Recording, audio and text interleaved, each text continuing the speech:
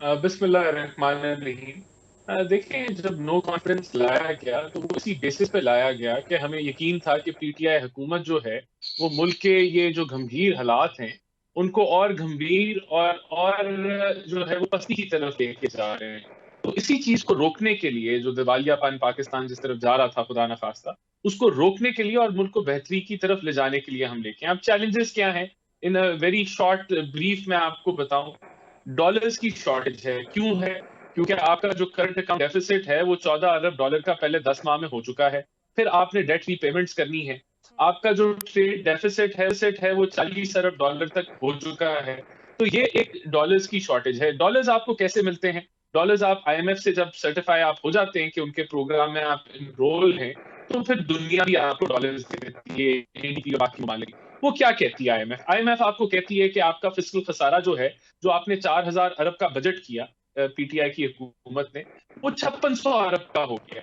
It is unsustainable. आप इतना ज्यादा रेवेन्यू कलेक्शन और एक्सपेंसेस के अंदर फर्क नहीं ला सकते। इसको आपने सस्टेनेबल बनाना है। आईएमएफ कहता है आपको कि आपकी जो सर्कुलर डेट है वो आउट ऑफ कंट्रोल है, उसको काबू में करें, या आप रिफॉर्म्स लेके आए, टेक्निकल लॉसेस कम करें अपने और कलेक्शन को बढ़ाएं, या आप बिजली के रेट बढ़ाएं। तो ये मामलात हैं। अब देखें, ये हमारा आना जरूरी था कि मुल्क को जो है वो बेहतर मईशती पॉलिसी दी जाए, इसको काबू किया जाए। लेकिन ये कहना कि सारा कुछ एकदम से ठीक हो जाएगा, नहीं होगा। ये अभी 1 माह का टाइम हुआ है। अभी जो चैलेंज है, करंटली जो चैलेंज है वो ये है कि आईएमएफ आपको कहता है कि आप पेट्रोल प्राइसेस, इलेक्ट्रिसिटी प्राइसेस जो है वो इंक्रीज करें, क्योंकि ये सब्सिडीज फंडेड नहीं है, सस्टेनेबल नहीं है। इनको आप कर्जे लेके जो है सब्सिडी आप दे रहे हैं। तो ये मामला है। और फिर आईएमएफ का प्रोग्राम को आगे बढ़ाना है। जब ये बढ़ जाएगा, इंशाअल्लाह ताला, इसको जब हम आगे लेके चलेंगे और जो वादे पिछली हुकूमतों ने किए हुए हैं, जिनको किसी हद तक पूरा करना होगा, तो मैं समझता हूं कि मुल्क के अंदर जो है एक्सटर्नल साइड पे, मैक्रो इकोनॉमिक साइड पे स्टेबिलिटी आएगी। अब ये तो मैं आपको टेक्निकल बातें आपको बता दी। अब इस पे आप सियासत कर सकते हैं, जितनी सियासत आप करना चाहें आप कर सकते हैं। आप कह सकते हैं कि अगर आप पेट्रोल बढ़ाएंगे तो महंगाई आएगी, लेकिन मैं समझता हूं कि ये जो पॉजिटिव एंगल है कि जब आप इस प्रोग्राम के अंदर जाएंगे तो डॉलर की स्टेबिलिटी, आपको रुपी की स्टेबिलिटी नजर आएगी, और रुपी मेरे ख्याल से कदरे नीचे आना शुरू हो जाएगा। और ऑन ऑन 2 क्वार्टर पीरियड, यानी कि अगले 6 माह के अंदर, मैं समझता हूं कि जो मुश्किल वक्त है वो सबसाइड होके हम बेहतरी की तरफ जाना शुरू करें।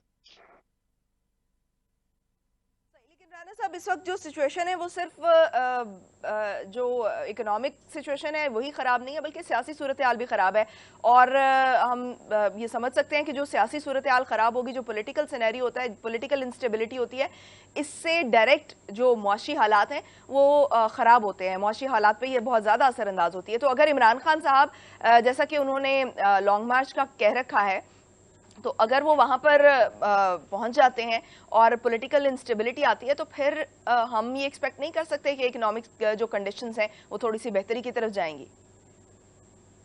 देखिए, पॉलिटिकल स्टेबिलिटी पहला रिक्वायरमेंट है इकोनॉमिक स्टेबिलिटी के लिए। इमरान खान साहब, मैं समझता हूँ कि इस वक्त मुल्क में इंतशार फैला रहे हैं, तकसीम की सियासत कर रहे हैं, बरगला रहे हैं, और वो सब कुछ तब कर रहे हैं जब उन्होंने इस मुल्क की मीशत को लिटरली तबाह कर दिया। अब आप देखें, 10.8 अरब डॉलर ये लोग मुल्क के स्टेट बैंक के खजाने में छोड़ के गए, जो कि 1.5 माह का कवर भी नहीं है आपके इम्पोर्ट बिल का। यानी कि, और इसके अंदर से भी ज्यादा अमाउंट है वो सिर्फ दिखाने के लिए रखी गई हैं, प्लेसमेंट्स हैं जो आप इस्तेमाल नहीं कर सकते। ये कहते हैं हमने एक्सपोर्ट्स बढ़ाई, लेकिन आपका जो तजारती खसारा है वो पाकिस्तान की हिस्ट्री का रिकॉर्ड है, 40 अरब डॉलर, मैंने आपको बताया। ये कहते हैं हमने टैक्स कलेक्शन हाईएस्ट की, लेकिन उस साइड पे जो फिस्कल डेफिसिट है वो आपका हाईएस्ट है पाकिस्तान की हिस्ट्री में, 5600 अरब की तरफ आप जा रहे हैं। हमारे, आप इसका अंदाजा सिर्फ आप इस चीज से लगाएं कि हमारे 5 साल हुकूमत में जो फिस्कल डेफिसिट था वो 7,000 अरब का था, और इनके आखिरी साल में 5600 अरब का है। तो ये सारी परफॉर्मेंस के बाद वो एक ऐसा खतरनाक नैरेटिव ले रहे हैं कि जी खुद मुख्तारी और ये इंटरनेशनल साजिश, जो कि टोटल झूठ है। खुद मुख्तारी जो है स्ट्रॉन्ग मीशत से आती है, जो इन्होंने तबाह कर दी। खुद मुख्तारी पीआईए के जहाज जब्त कराने से नहीं आती। खुद मुख्तारी जो है आईएमएफ के आगे घुटने टेकने से नहीं आते, जो इन्होंने कर दिया और स्टेट बैंक को गिरवी रखवा दिया। खुद मुख्तारी जो है एक अच्छी मीशत से आती, जो हमने 13 से 18 में दी। तो दूसरी चीज वो इंटरनेशनल साजिश की बात करते हैं जो कि एक झूठा बयानिया है, एक्सपोज हो चुका है। नेशनल सिक्योरिटी की कमेटी भी 2 दफा एक्सपोज कर चुकी है, DGISPR भी एक्सपोज कर चुके हैं। अब वो उस पर हटदर्मी पे है कि मुदाखलत है। फॉरेन पॉलिसी होती ही मुदाखलत है। फॉरेन पॉलिसी होती ही यही है कि आप अपना नेशनल इंटरेस्ट इम्पोज करते हैं दूसरों पे, और दूसरे मुल्कों के पास इख्तियार होता है कि वो उससे इनकार कर दें। देखिए बिल्कुल, ये जो अगला बजट है इसके अंदर हमारी 2-3 जो तरजीहात मेन होंगी। सबसे पहले ये होगी कि जो सबसे ज्यादा मुतासर जो तबका है उसको टारगेटेड सब्सिडी दी जाए, चाहे वो जो है वाया यूटिलिटी स्टोर्स हो, खाने पीने की अशिया की चीजें हो, या फिर जो है उनको जो जिस तरह बेनजीर इनकम सपोर्ट प्रोग्राम है उसकी को वसीतर करने के लिए हो। और इसी चीज के ऊपर फोकस किया जाएगा कि एक आम आदमी की जो जो डेली जो जिंदगी है उसके अंदर किसी ना किसी मद में जो है वो बेहतरी लाई जाए। लेकिन हमारी इसके साथ साथ जो फिस्कल डेफिसिट को काबू करना एक तरजीह होगी। उसके साथ हमारा जो है वो रुपी को स्टेबलाइज करना जो है वो अवलीन तरजीह होगी। और ये जो हमें लग रहा है कि बड़ा ये मुश्किल फेज है, ये बिल्कुल है। लेकिन मैं समझता हूँ कि एक दफा जब ये चीजें सेटल हो जाएंगी, जो कि आने वाले चंद हफ्तों में ये जो अभी ये जो ट्रिप है हमारी पार्टी का, वो इन्हीं चीजों के अहम फैसलों के ऊपर as a party, as a PMLN party, कि हम आगे क्या देख रहे हैं और किस तरीके से इन चीजों को कंट्रोल करने की जरूरत है, इन्हीं चीजों पे बहस हो रही है। और इंशाल्लाह आके अगर वो गवर्नमेंट से रिलेटेड मैटर्स हुए तो हम काबीना के अंदर जो हमारे कोalition पार्टनर्स हैं उनको ऑन बोर्ड करके जहां फैसले करने की जरूरत है हम फैसले करके आगे लेके बढ़ेंगे।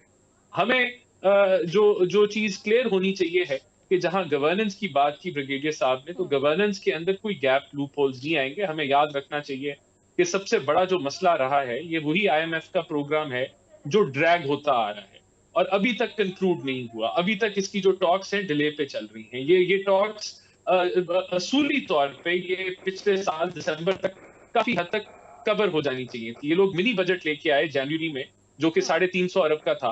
फिर इन्होंने फरवरी में कोई 300 अरब के इन्होंने जो है वो सब्सिडीज दे दी, जो कि बरक्स की, जिसने इस राना साहब प्रोग्राम को जो इन्होंने है क्या किया, अपाहज ये नहीं तो नहीं वही बात हो गई ना मैं कि जब आपको ये हुकूमत में थे ये कहते थे कि इन्होंने ये किया, मुस्लिम लीग नून ने ये किया।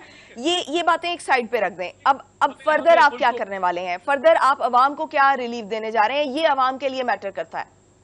देखें, जो जो क्राइसिस अभी करंटली पावर सेक्टर में क्राइसिस है, जिसके अंदर बहुत सारे प्लांट्स ऐसे थे जो रिपेयर मेंटेनेंस की वजह से बंद थे, बहुत सारे प्लांट इसलिए बंद थे कि आपने LNG नहीं प्रोवाइड की, उसको हमने कवर करना है, वहां हमें लॉसेस को कंट्रोल करना है। ये सारी तरजीहात हमारी मौजूद हैं जहां जिस तरफ हम जो है, और हमें भरपूर अंदाजा है कि क्या चैलेंजेस हैं। इनको कवर करके हमने मुल्क को बेहतरी की तरफ लेके जाना है। और कुछ हमें, मैं समझता हूं पर्सनली कि ये जो अगले 2 क्वार्टर्स हैं इसके अंदर एक 3 फैक्टर्स होते हैं देखें महंगाई के। एक आपकी इंटरनेशनल कमोडिटी प्राइसेस होती है, दूसरा आपकी रुपया डिवैल्यूएशन की वजह से होता है, तीसरा आपके इंटरनल गवर्नेंस और कंट्रोल्स हैं जो कि जिस तरह प्राइस कंट्रोल कमेटीज या आपकी local output of commodities versus demand, उनकी सप्लाई डिमांड की मैनेजमेंट है जो आपने करनी है। तो जो इंटरनेशनल फैक्टर है उसको अगर आप माइनस करते हैं तो बाकी 2 फैक्टर्स को हम कंट्रोल कर लेंगे। हम समझते हैं कि हम रुपए को भी जो है इस्तेकामत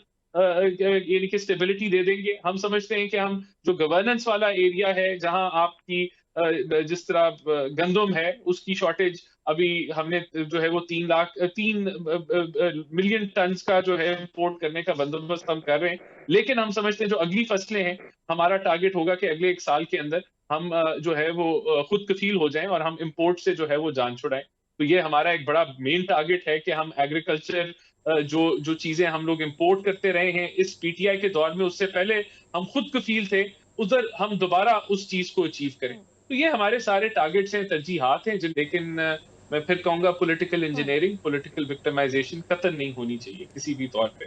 दूसरा जो उनका नैरेटिव है एब्सोल्युटली नॉट का, मैं यहाँ लोगों को जरूर कहूंगा कि उनको समझना चाहिए है कि उन्होंने एब्सोल्युटली नॉट किसको कहा। नवाज शरीफ को तो कहा गया था, अमेरिका ने एक इम्तिहान में डाला कि आप न्यूक्लियर धमाके ना करें, अगर करेंगे तो सैंक्शंस लगा देंगे। नवाज शरीफ ने एब्सोल्युटली नॉट कहा। फिर मुशर्रफ का दौर आया, उन्होंने कहा कि आप या हमारे साथ हैं या आप हमारे खिलाफ हैं, तो मुशर्रफ ने एब्सोल्युटली यस कहा। इमरान खान के ऊपर अमेरिका ने क्या डिमांड्स रखी? कोई भी नहीं रखी। और उन्होंने एक जर्नलिस्ट को एब्सोल्युटली नॉट कह के कहा कि मैंने जो है वो खुद मुख्तारी जो है वो इख्तियार कर ली है। तो ये हमें समझना होगा कि ये जो बयानिया है उनका वो झूठा है। इसी तरह वो एक ड्रोन्स की बात करते हैं कि मैंने आया और ड्रोन्स की पॉलिसी खत्म कर दी। तो ड्रोन की पॉलिसी तो ट्रंप ने खत्म की, और जब इमरान खान की हुकूमत आई तो ड्रोन्स वैसे ही इस मुल्क में खत्म हो गए थे। उसके बाद कोई कोई 2018 में शायद एक ड्रोन हमला हुआ पूरे उस साल में, और उसके बाद कोई भी नहीं हुआ। तो उनके, और 2017 में भी शायद कोई बहुत लिमिटेड कोई हुए, तो वो पहले ही खत्म हो चुके थे। तो वो हर चीज जो उनको नजर आती है कि इसके ऊपर मैं सियासत कर सकता हूँ, वो सियासत कर लेते हैं। लेकिन हमें एक्सप्लेन करना होगा, मीडिया को एनालाइज करना होगा कि क्या वाकई कोई साजिश है। हम्म। अब मुदाखलत की जो बात होती है, देखें अब अमेरिका इंडिया को कह रहा है कि आप तेल ना खरीदे रशिया से वरना हम सैंक्शंस लगा देंगे। आप स्विफ्ट बैंकिंग ना हम्म। इजाजत दें रशिया को वरना हम सैंक्शंस लगा देंगे। तो ये भी मुदाखलत है। हमें कहा जा रहा था सऊदी अरेबिया की तरफ से कि आप यमन की जंग का हिस्सा बने, ये भी मुदाखलत है। तो फॉरेन पॉलिसी में ये चीजें होती रहती हैं। और एक डोनाल्ड लू जो कि 18वें ग्रेड का अफसर था, यानी कि वो जो है यहाँ आपको ना वो मुदाखलत कर सकता है, ना वो धमकियां लगा सकता है। तो ये एक बहुत ही सही। I think it is a very bogus narrative है, जो टाइम के साथ साथ हम समझते हैं कि एक्सपोज हो जाएगा। देखें, फिर मैं रिपीट करूंगा, खुद मुख्तारी आज के दौर में सही। आपकी स्ट्रॉन्ग हम्म। मीशत से आती है।